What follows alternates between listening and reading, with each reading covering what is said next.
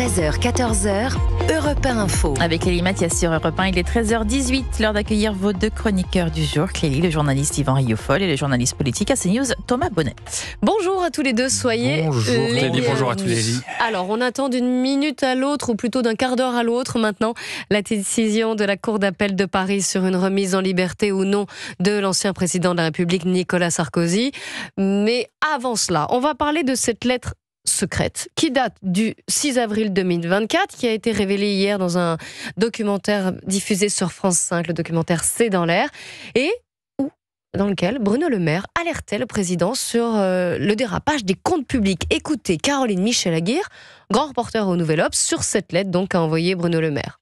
Bruno Le Maire, en gros, ce qu'il dit dans cette lettre, c'est « la situation est hors de contrôle ».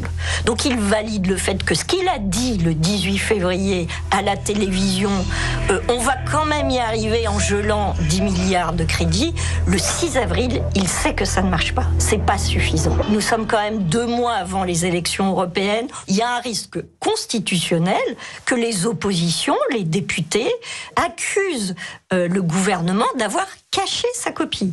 Alors, Caroline Michel-Aguirre, qui était dans ce documentaire qui a été diffusé hier soir sur France 5. Thomas Bonnet, quelle avait été votre réaction quand vous avez entendu cela ? J'ai pas été surpris plus que ça, parce qu'on avait eu vent des alertes de Bruno Le Maire à destination d'Emmanuel Macron qui n'avaient pas été suivies. Après, je pense que plus on va découvrir d'informations autour de cette affaire, plus on va se rendre compte que c'est un véritable scandale, en effet, parce que entre le mois de février et le mois d'avril, Bruno Le Maire change complètement de version. Il a face à lui un président de la République qui ne semble pas très inquiet, outre mesure, par cette situation, en disant même un projet de loi rectificatif. Pas très attentif, oui. Un projet de loi rectificatif, je vois pas bien l'intérêt. Bon, il balaye ça d'un revers de la main. Et c'est vrai qu'on ne peut pas s'empêcher de relever qu'il y a eu les élections européennes quelques semaines après, et même la dissolution ensuite. Donc, effectivement, tout ça se télescope. Je précise quand même qu'on n'a pas attendu avril 2024 pour se rendre compte de la dérive des finances publiques. Je rappelle que le bilan de la Macronie en termes de budget, c'est plus 1300 milliards d'euros de dette. Et donc, ça précède largement ce mois d'avril 2024. Yvan Rioufol, il y a plusieurs choses que l'on apprend et qui paraissent étonnantes. Alors, c'est le mot que j'utilise, mais vous allez voir si vous utilisez le même, sur la manière dont on gère l'État. Parce que Bruno Le Maire dit « Début 2023, nous engageons à ma demande le rétablissement des comptes publics, économie par économie. C'est très difficile. Et un matin, j'allume ma radio et j'entends que la Première ministre, Elisabeth Borne, avec qui j'entretiens de bonnes relations, dit-il, a décidé d'augmenter le point d'indice des fonctionnaires. Coût de la mesure en année pleine, 7,8 milliards d'euros. » Ça, c'est déjà ce qu'il dit. Donc, ça veut dire qu'en gros, ils ne sont pas au courant des décisions qui sont prises, ce qui paraît quand même pour le moins étonnant. Autre chose, il dit, vous savez, en Conseil des ministres, on ne discute pas. C'est un lieu où on fait passer des nominations, ironise-t-il. Comme il n'y a pas de secret dans le Conseil des ministres et que dès que vous dites quelque chose, ça se retrouve dans le canard à enchaîner, il vaut mieux se taire. Et ça paraît assez hallucinant. C'est tout à fait désarmant de se rendre compte, mais il y a plusieurs autres témoignages sur d'autres dossiers, comme sur le nucléaire par exemple, où Arnaud Montebourg nous avait déclaré que sur les grandes décisions d'abandonner le programme nucléaire avaient été prises sur un coin de table. Et c'est un petit peu toujours ce sentiment qui apparaît quand vous creusez un peu la manière dont la gestion de l'État est menée, à travers effectivement des réunions secrètes, avec des sortes d'improvisation, en tout cas d'un manque de participation des spécialistes, et je ne parle même pas des Français eux-mêmes, qui sont tenus au courant, qui sont tenus à l'écart précisément, et puis au bout du compte, cela donne effectivement ce monde à irresponsabilité illimitée, où face à un désastre budgétaire tel que nous le connaissons là, ni le président de la République, ni le ministre de l'économie ne cherchent à assumer leurs propres responsabilités, et au contraire, appliquent ce qui est la stratégie d'Emmanuel Macron en tout point, qui est celle de la défausse.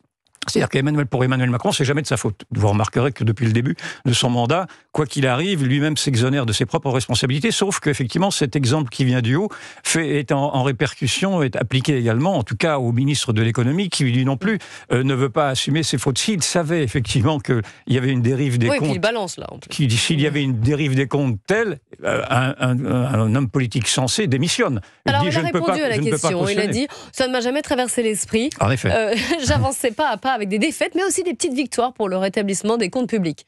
Voilà ce qu'il dit. Donc, ce sont des gens qui s'accrochent à leur poste, qui n'ont d'autre intérêt que leur propre survie, et qui, dans le fond, se désintéressent effectivement de la manière dont ils gèrent, d'une manière épouvantable, en tout cas le budget de l'État, pour reprendre leurs propres spécialités. Je rappelle Emmanuel Macron était censé d'abord être issu du monde de la finance, ancien banquier, Mozart de la finance, etc. Enfin, je vous rappelle pas toutes les dithyrambes qui avaient été dressées à son compte. Alors, je ne dis pas qu'il a mal géré sur tout, mais en tout cas, je suis obligé de voir que sur le déficit, il l'a augmenté de plus de 1000 milliards. Et donc, c'est ce qu'a rappelé Thomas Bonnet. Ouais. Donc, c'est tout à fait indéfendable, et vous ne pouvez pas dire que c'est pas de sa faute, que c'est de la faute des Français, c'est de la faute de ceux qui ont réclamé du quoi qu'il en coûte. Ce n'est pas vrai. Les Français ne demandaient pas tant, et il y a eu une fuite en avant, en tout cas du président de la République, cautionnée par son ministre de l'économie de l'époque.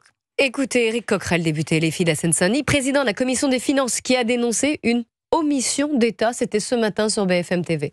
C'est clair que Bruno Le Maire avait non seulement alerté sur la dérive des comptes publics, mais il avait demandé, comme moi d'ailleurs, un projet de loi rectificatif. Et il n'a pas eu gain de cause. Il y a eu cette lettre, mais il y en a une autre qui est passée plus inaperçue. Une lettre qu'il a écrite à Elisabeth Borne, juste avant qu'Elisabeth Borne annonce un 49.3 sur le budget de l'État. Il dit la même chose. Il annonce même qu'il va très certainement falloir annuler 10 milliards d'euros supplémentaires par rapport au budget dont on est en train de discuter. Et il n'y a pas eu un mot d'Elisabeth Borne dans cette présentation de son budget à l'Assemblée. Il y a une omission d'État. Il y a eu des alertes en tous les sens et rien n'a été suivi des faits. Alors, une omission d'État, mais ça veut dire quelles conséquences, quelle suite, Thomas Bonnet ? Et aucune. Je vous rappelle quand même que Bruno Le Maire a failli être ministre la dernière fois, ministre des Armées. Il figurait dans le gouvernement. Oui, alors oui, je dis failli, il l'a été, vous avez raison, 14 heures. Ouais. 14 heures pour être précis, il a été ministre des Armées. Non mais ça dit tout, je trouve que cette nomination, elle dit tout. Ils vont parler du fait qu'il n'y a pas de remise en question, pas de mea culpa, et c'est le symbole même, c'est l'illustration, c'est la marque de fabrique même, j'allais dire, de la Macronie, de ne jamais se remettre en question. C'est bien qu'on peut nommer ministre aujourd'hui quelqu'un qui a failli hier. Donc, lui, il dit qu'il n'a pas failli, justement qu'il avait alerté, qu'il avait prévenu. C'est un peu facile, vous m'accordez que c'est un peu facile après coup de venir dire j'ai fait ce courrier, regardez, je vous le montre, j'en parle partout. Moi je trouve que la question des finances publiques, elle demande mieux, elle demande un peu plus de rigueur que l'amateurisme qui nous éclate au visage en ce moment. C'est de la même manière quand François Bayrou dit se fait le chantre de la dette pour des raisons politiques, parce qu'il sait très bien qu'il n'a aucun avenir politique. Bon, tout ça mérite mieux.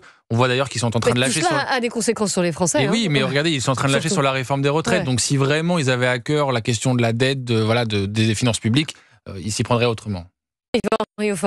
On reproche au populisme de s'être construit sur une critique exacerbée des élites et de leur bilan. Mais on est obligé de remarquer, malgré tout, que ce populisme-là a beaucoup d'arguments à faire valoir quand on voit effectivement le bilan qui est laissé par ces élites qui ont eu la prétention de gouverner la France au profit de la France. On voit bien qu'il y a eu quand même une succession d'amateurisme, de mon point de vue, et qui en tout cas remettent en cause la responsabilité de ces élites-là qui ne veulent pas précisément rendre des comptes. Je pense qu'il faudrait aller au bout de ce raisonnement et susciter peut-être des commissions d'enquête parlementaires, peut-être voire même des règles, des demandes.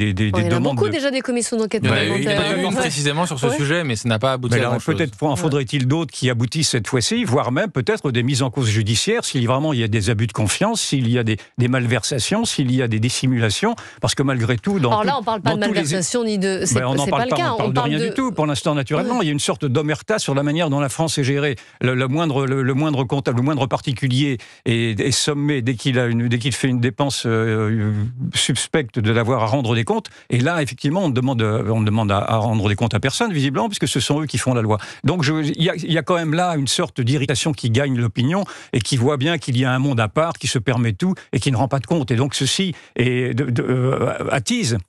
Je ne suis pas contre, naturellement, les élites. Je pense qu'on a besoin d'élites, mais il faudrait que les élites soient exemplaires. C'est plus de quoi un principe de responsabilité qui s'applique davantage. D'un principe de responsabilité, fait d'un principe de cohérence, d'un principe de transparence, d'un principe d'honnêteté intellectuelle. Là, c'est de la malhonnêteté intellectuelle que de dire, moi, j'avais écrit une lettre pour dire qu'on allait dans le mur, mais je suis quand même resté à mon poste parce que la soupe est bonne. Vous voyez, il y a quand même quelque chose qui est incohérent. Il règle ses comptes, là, Bruno Le Maire. Non, je ne suis pas sûr qu'il règle ses comptes. Il se dévalorise lui-même moralement. 14 heures ministre des Armées. Puis il essaie de se racheter une image aussi. Je pense qu'il essaie de dire, regardez, moi j'ai alerté, mais encore une fois, un peu tard quand même. Alors Nicolas Sarkozy va-t-il sortir de prison aujourd'hui ? C'est la question laquelle sont en train de trancher les jurés de la Cour d'appel de Paris. La demande de mise en liberté a été déposée par l'ex-chef de l'État, qui, je vous le rappelle, a été condamné dans le dossier libyen. Elle est en train d'être examinée. Le parquet a requis sa remise en liberté sous contrôle judiciaire. On devrait avoir la décision d'ici une poignée de minutes. On va suivre ensemble.